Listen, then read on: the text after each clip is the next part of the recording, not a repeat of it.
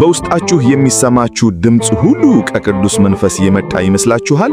እግዚአብሔር ተናገረኝ ብላችሁ የተከተላችሁት መንገድ መጨረሻው ግራ መጋባትና ጨለማ ሆኖባችሁስ ያውቃል? ብዙዎቻችን የምንሳሳተው ሰይጣን የሚመጣው አስፈሪ በሆነ ነገር፣ በሚያስደነግጥ ጨለማ ብቻም ይመስለናል። ነገር ግን የክፋት መጀመሪያውና ትልቁ ተንኮሉ መስሎ መቅረብ ነው።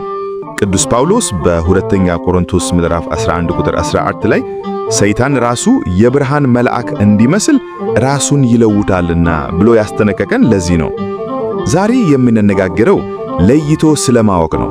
ጠላት እኛን ከእግዚአብሔር መንገድ ለማውጣት የመንፈስ ቅዱስን ድምፅ እንዴት አድርጎ እንደሚቀዳና እንደሚያስመስል 6 ረቂቅ መንገዶችን እንመለከታለን። ይህ ትምህርት የነፍሳችሁን ዓይን የሚከፍት ሕይወታችሁ ውስጥ ሁሉ የሚገጥሟችሁን ፈተናዎችና አደገኛ ወጥመዶችን የምትለዩበት ጥልቅ መንፈሳዊ መመሪያ ነው። እስከ መጨረሻው አብራችሁን ቆዩ። ምክንያቱም የሐሰተኛው ድምፅ ከእውነተኛው ጋር ያለው መመሳሰል በጨመረ ቁጥር አደገኝነቱም ያንን ያህል ይበረታልና ሴራውን የግድ ማወቅ ይኖርብናል።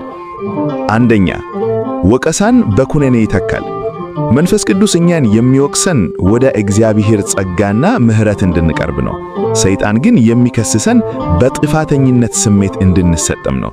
እውነተኛ የመንፈስ ቅዱስ ወቀሳ ኃጢአት ሰርተሃል፣ ተመለስና ከአባት ጋር ታረቅ ይላል። የጠላት ኩነኔ ግን ኃጢአት ሰርተሃል፣ ከእንግዲህ በኋላ አንተ ለእግዚአብሔር አትሆንም፣ እሱም አይፈልግህም ይላል። ሁለቱም ድምጾች በመጀመሪያ ላይ ተመሳሳይ ሊመስሉ ይችላሉ፣ ነገር ግን የሚያመጡት ፍሬ የተለያየ ነው።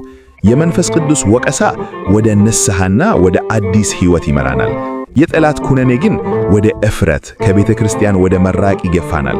ስህተት በሰራችሁ ጊዜ መንፈስ ቅዱስ በለስለሰ ድምፅ ምሕረት አለ ይላችኋል። ጠላት ግን ወድቀሃል፣ ተስፋ የለም ብሎ ይጮህባችኋል። በሮሜ 8 ላይ በክርስቶስ ኢየሱስ ላሉት አሁን ኩነኔ የለባቸውም ተብሎ ተጽፏል። ስለዚህ ተስፋችሁን የሚያስቆርጥ ከእግዚአብሔር ፍቅር የሚለያችሁና ለራሳችሁ ያላችሁን ክብር የሚነጥቅ ማንኛውም ድምፅ ምንም እንኳ ሃይማኖታዊ ቢመስልም ከእግዚአብሔር አይደለም። መንፈስ ቅዱስ አያሳፍርህም፣ ይልቁንም ያድስሃል። እሱ የሚፈልገው በንስሐ መመለስህን ብቻ ነው። ሁለተኛ፣ ስሜታዊነትን በመለኮታዊ መገለጥ ይተካል። አንዳንዴ ኃይለኛ ስሜት ይሰማናል። እምባ፣ በሰውነታችን ላይ የሚሮጥ የሚወርድ ደስታ ወይም ሀፍተኛ ሐሴት ሲሰማን በቃ መንፈስ ቅዱስ ቀረበኝ ብለን እናስባለን።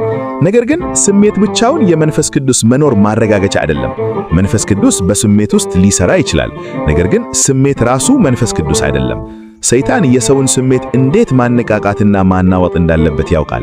መንፈሳዊ የሚመስሉ ድባቤዎችን፣ ልብ የሚነኩ ዜማዎችን እና ለጊዜው ሕዝቡን የሚያስጭሁ ስሜቶችን መፍጠር ይችላል።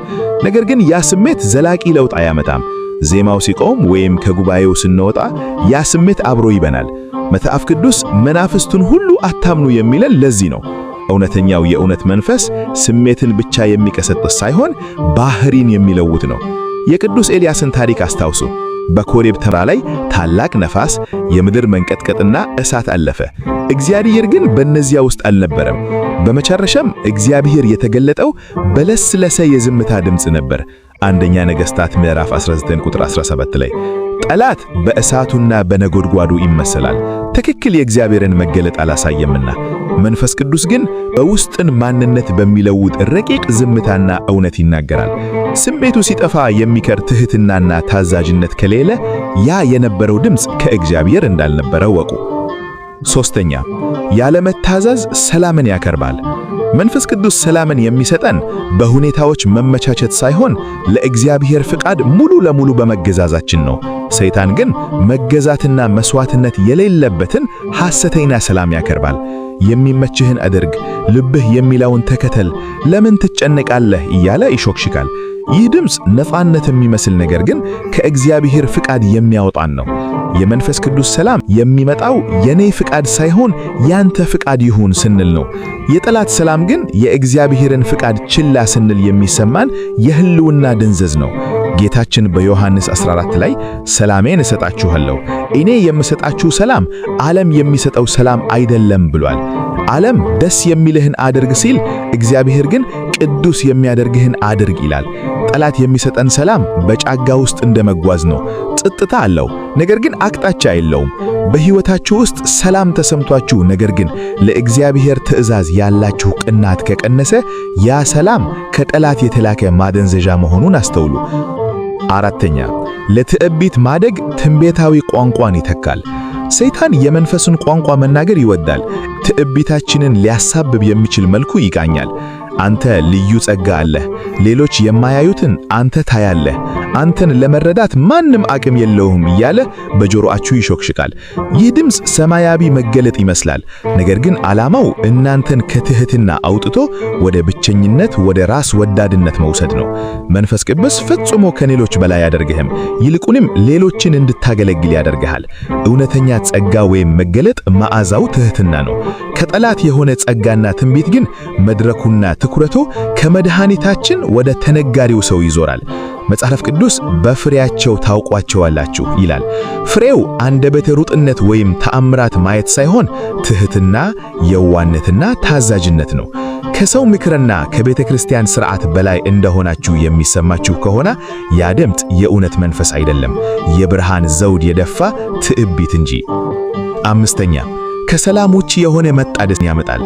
አንዳንዴ በውስጣችሁ አሁኑን ያደርገው፣ ካልወሰንክ ያልፍብሃል፣ አሁኑን ተናገር የሚል ግፊት ይሰማችኋል። ይህ መለኮታዊ መሪነት ይመስላል፣ ነገር ግን በውስጡ ድንጋቴ፣ ጭንቀትና መረበሽ ካለበት ከእግዚአብሔር አይደለም። መንፈስ ቅዱስ ሊወቅስ ወይም ሊመራ ይችላል፣ ነገር ግን ግርግርና ትርማውስን አያፈጥርም። የእርሱ መሪነት የረጋ የተረጋገጠና እርግጠኛ ነው። የሰይጣን የሐሰተኛ መጣደስ በእናንተ ጭንቀት ላይ ነው የሚጫወተው። ሳትጸልዩ እንድትወስኑ፣ ሳታስተውሉ እንድትናገሩ፣ ሳትጠይቁ እንድትሮጡ ይገፋችኋል። ዝምታን በችኮላ ጥበብን በስሜታዊ ግፊት ይተካል።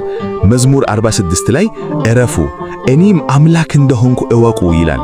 ይህ ዝም ብሎ መቀመጥ ሳይሆን በእግዚአብሔር ላይ መታመን ነው። ስንረጋና ጸጥ ስንል መንፈስ ቅዱስ በግልጽ ይናገራል። ዲያብሎስ ግን ስንጸልይና ስናስብ መንገዱ እንደሚዘጋበት ስለሚያውቅ የሌለ የችኮላ አጀንዳ ይፈጥርብናል። የእግዚአብሔር ድምፅ መሪ ነው፣ የጠላት ድምፅ ግን ገፊና አጣዳሽ ነው። ስድስተኛ፣ ቃሉን ከቀና መንፈስ ውጭ ይጠቀማል። ይህ ምናልባት የጠላት ከሁሉ በላይ የሆነ አደገኛው ማታለል መሆን አይቀርም። ጠላት ሁልጊዜ አይዋሽም። አንዳንዴ እውነትን ለክፉ ዓላማ ይጠቀማል። ጌታችን በገዳመ ቆሮንቶስ በጾም ጊዜ ሰይጣን የቀረበው በማረገም ሳይሆን በመጽሐፍ ቅዱስ ቋንቋ ነበር። የእግዚአብሔር ከሆንክ ወደ ታች ራስህን ወርወር፣ በእጅህ ያነሱሃል ተብሎ ተጽፏልና አለው። ማቴዎስ 4:6 ላይ የእግዚአብሔርን ቃል ለትዕቢትና ለፈተና መጠቀም ያደረገው መንፈስ ቅዱስ ቃሉን የሚናገረው ሕይወት ሊሰጥ ነው። ሰይጣን ግን ቃሉን የሚጠቀመው ለመቆጣጠር፣ ስህተትን ለማስደቅና ሰውን ለመከሰስ ነው።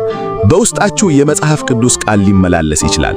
ነገር ግን ያ ቃል ሰላም ከመስጠት ይልቅ የሚያሰቃያችሁ ከሆነ፣ ፍቅር ከመጨመር ይልቅ በሰው እንድትፈርዱ የሚያደርጋችሁ ከሆነ ያ የእግዚአብሔር ድምፅ አይደለም። በሁለተኛ ቆሮንቶስ ምዕራፍ 3:6 ላይ እንደሚለው ፊደል ይገድላል፣ መንፈስ ግን ሕይወትን ይሰጣል። ስለዚህ ያለ መንፈስ ቅዱስ የሚተከስ ቃል በተሳሳተ እጅ ላይ እንዳለ መሳሪያ ነው። ተወዳጆች፣ ጠላት እናንተን ወደ ጨለማ መውሰድ ካቃተው በሐሰተኛ ብርሃን ውስጥ እንድትከመቱ ያደርጋችኋል። ከእውነት ይልቅ ስሜትን፣ ከንጽሕና ይልቅ ትዕቢትን፣ ከእርጋታ ይልቅ ጫጫታን እንድትከተሉ ይፈልጋል። ነገር ግን መንፈስ ቅዱስ ጩኸት የለበትም። እርሱ ጽኑ፣ የዋህና ንጹሕ ነው።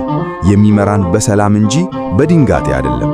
የሚያሳድገን በትሕትና እንጂ በራስ ከፍታ አይደለም። አሁን በዚህ ሰዓት ራሳችሁን ጠይቁ። እየሰማሁት ያለሁት ድምፅ ወደ ክርስቶስ እያቀረበኝ ነው ወይስ ወደ ራሴ ትዕቢት? የመንፈስ ቅዱስ ድምፅ ሲናገር መንገዱ ባይታወቅ እንኳ ነፍስህ ታርፋለች። የሰይጣን አሳች ድምፅ ሲመጣ ግን ውሳኔ ትክክል ቢመስል እንኳ አእምሮህ ይረበሻል። ለባዊነት ማለት ሰውን መጠርጠር ሳይሆን ከእግዚአብሔር ጋር መላመድ ነው። ድምፁን የምታውቁት ከእርሱ ጋር ቅርብ ግንኙነት ሲኖራችሁ ብቻ ነው። ጸሎታችን ይህ ይሁን። ቅዱስ መንፈስ ሆይ ድምፅህን ለይቼ አውቅ ዘንድ አስተምረኝ። በሐሰተኛ መመሳሰል ልቤ እንዳይሸበርና እንዳልወድቅ እርዳኝ። ምንም አይነት ማታለያ በማያሸንፈው እውነትህም ሙላኝ። ተወዳጆች፣ ይህንን እውነት አትርሱ። ከእውነተኛው ቅዱስ መንፈስ ጋር በኖርን ቁጥር የሐሰተኛው መንፈስ የማታለል ኃይል እየደከመ ይሄዳልና በስሙ እውነት እንኑር። ይህ ትምህርት ለሌሎችም በረከት እንዲሆን ሼር በማድረግ መንፈሳዊ ግዴታችሁን ተወጡ። በሚቀጥለው ቪዲዮ እስክንገናኝ የእግዚአብሔር ጸጋና ሰላም ከሁላችን ጋር ይሁን። ምስጋና ይሁን አንድ አምላክ ለሚሆን ለአብ ለወልድ ለመንፈስ ቅዱስ ዛሬም ዘወትርም ለዘላለሙ አሜን።